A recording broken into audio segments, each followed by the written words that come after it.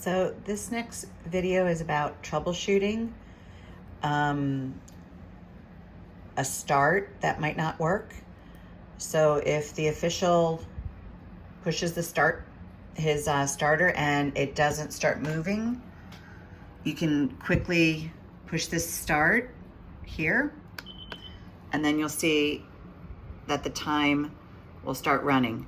And then that's the way that you know that it started. So that's how it will start with the official. The official will say, take your mark, beep, and then your time will start running.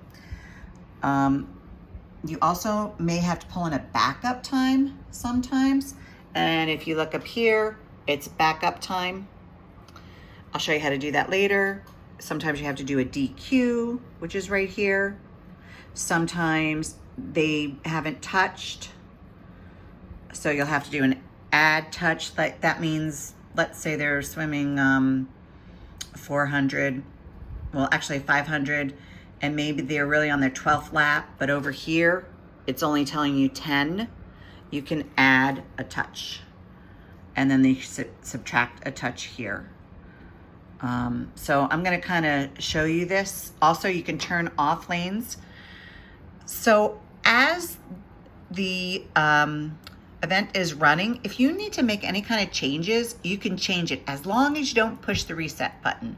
Once you put the reset button, then it's kind of locked in. So for instance, we're gonna go over here and let's say nobody's swimming in lane 7. So I can do on, off. I come to lane 7, I click, you see that's gone. Lane 8, click. Or you're like, oh my gosh, there really is somebody in lane 7. As long as the race is still going, you could put it back on. Just put the lane back on. Okay, now this right here, it says that they're armed, which means it's all started and they're getting times on all of those. But let's say they're getting towards the end of the race, and the last one is called finish arm. So it tells us that there's 8 lengths. So if I push the finish arm in lane 1, it's going to tell you 6 on the bottom right here. It's going to change to 6 because that means the next time they touch is going to be the end.